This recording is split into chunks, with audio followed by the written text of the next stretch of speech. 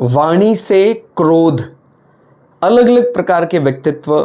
Astrologically हम देख सकते हैं कि वो कई आपने ऐसे व्यक्तित्व देखे होंगे जो सामान्यतः शांत रहते हैं और बड़ी जल्दी उनको गुस्सा आ जाता है, फिर वो शांत भी हो जाते हैं। वो उनके चार्ट में वैसे, क्योंकि दूसरे भाव में तीसरे भाव में कोई मेलेफिक इम्पैक्ट आपको नहीं दिख रहा है, तो वो सोसाइटी में ज़्यादा प्रभाव नहीं दिखाई देगा उसका, उससे माने कोई बहुत बड़ा नुकसान वाणी के कारण, कम्युनिकेशन सिस्टम के कारण, कम्युनिकेशन गैजेट्स के कारण नहीं होगा।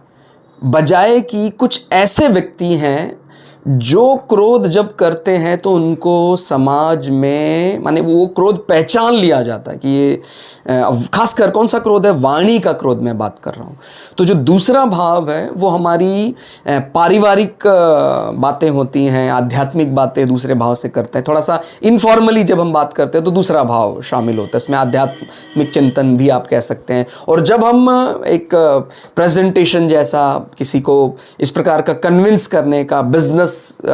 मीट ऐसा कुछ, तो तीसरा भाव। तो यदि किसी एम्प्लॉयर का माने जो किसी को अपने नीचे रखता है, उसका दूसरा और तीसरा भाव बहुत ही ज़्यादा खराब स्थिति में, अंगारक योग है वहाँ पर, मंगल राहु कॉम्बिनेशन है, आपने लग्न से देखा दूसरे और तीसरे भाव में काफ़ी विकट परिस्थिति बन रही है, तो वो व्यक्ति जो है थोड़ा भी बोलेगा तो वो तुरंत सामने वाले व्यक्ति द्वारा कैप्चर कर लिया जाएगा कि हाँ ये बोलता है ऐसा,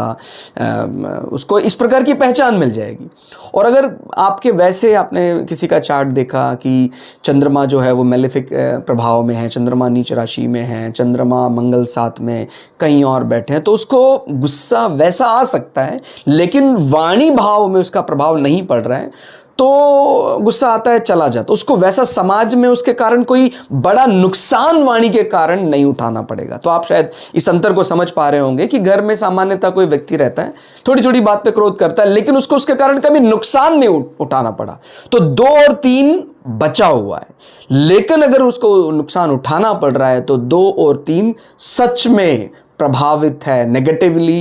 इम्पैक्ट है प्लैनेट से, ऐसा समझना चाहिए। धन्यवाद।